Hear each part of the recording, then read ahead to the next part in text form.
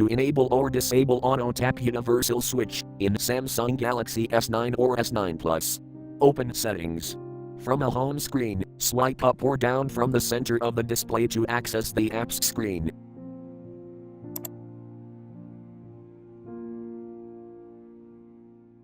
Tap settings.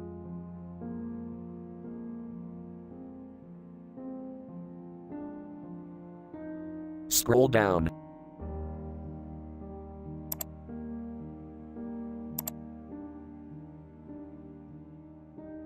Tap accessibility.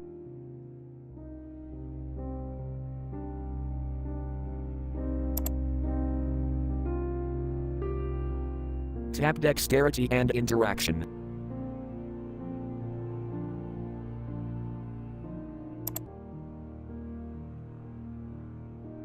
Tap universal switch.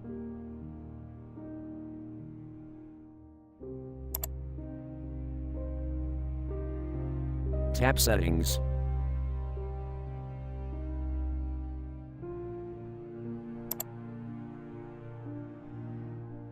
Tap auto tap switch until blue to enable, or tap until gray to disable.